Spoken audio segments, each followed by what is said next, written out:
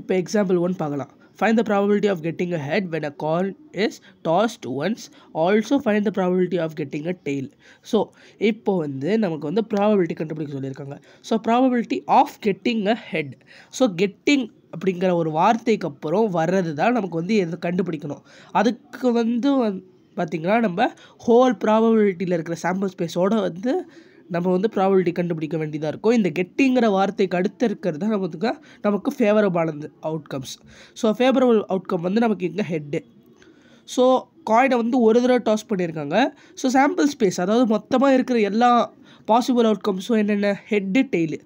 So head வர probability என்னென்னு கண்டுபிடிக்கணும். அதே மாதிரி also find the probability of getting tail. So அதே மாதிரி டெய்லுக்கு வர ப்ராபபிலிட்டியும் என்ன. இப்போது இந்த எக்ஸ்பெரிமெண்ட்டில் வந்து பார்த்திங்கன்னா நம்ம வந்து காயினை வந்து ஒரு தடவை டாஸ் பண்ண போகிறோம். The number of possible outcomes is 2. So 2 possible outcome இருக்குது. ஒன்று ஹெச், இன்னொன்று டி, அதாவது ஹெட்டு அப்புறம் டெய்லு. ஸோ ஈயை வந்து பார்த்திங்கன்னா கெட்டிங் அ ஹெட்னு நம்ம எடுத்துக்கலாம். The number of outcome favourable to E. So number of outcomes வந்து ஈக்கு ஃபேவரபுளாக இருக்கிறது ஒன்று தான்.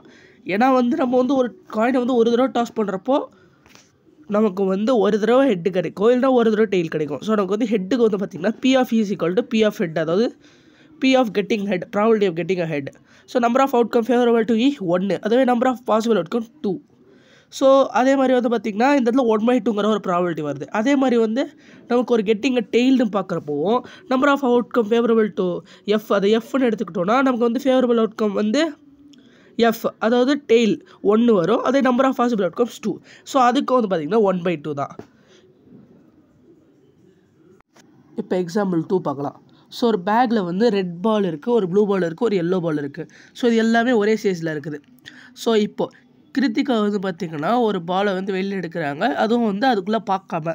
ஸோ இப்போது அதோட அவங்க வந்து ஒரு எல்லோ பால் எடுக்கிறதுக்கான, ஒரு ரெட் பால் எடுக்கிறதுக்கான, ஒரு ப்ளூ பால் எடுக்கிறதுக்கான ப்ராபபிலிட்டி என்ன. ஸோ ஒரு எல்லோ பால் எடுக்கிறதுக்கான ப்ராபபிலிட்டி என்ன, ரெட் பால் எடுக்கிறதுக்கான ப்ராபபிலிட்டி என்ன, ப்ளூ பால் எடுக்கிறதுக்கான ப்ராபபிலிட்டி என்ன.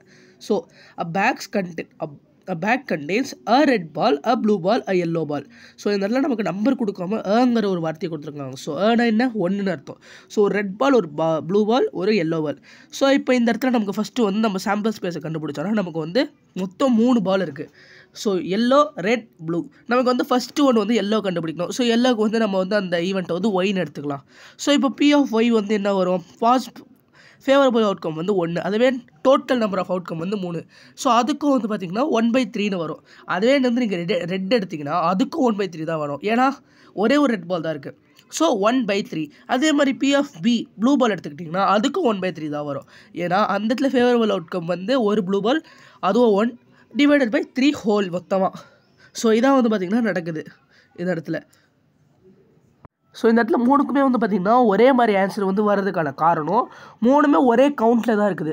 அதுவே இந்த இடத்துல 2 எல்லோ பாலுங்கிற ஒரு வார்த்தை கொடுத்துருந்தாங்கன்னா நமக்கு வந்து எல்லோ பாலோட கவுண்ட் வந்து இன்க்ரீஸ் ஆகிருக்கும், அதுவே சாம்பிள் ஸ்பேஸோட கவுண்ட்டு இன்க்ரீஸ் ஆகிருக்கும். ஸோ இப்போ எக்ஸாம்பிளுக்கு வந்து நம்ம 2 yellow balls, 1 red ball, 1 blue ball எடுத்துக்கிட்டோன்னா மொத்தம் 4 பால்ஸ் இருந்திருக்கும்.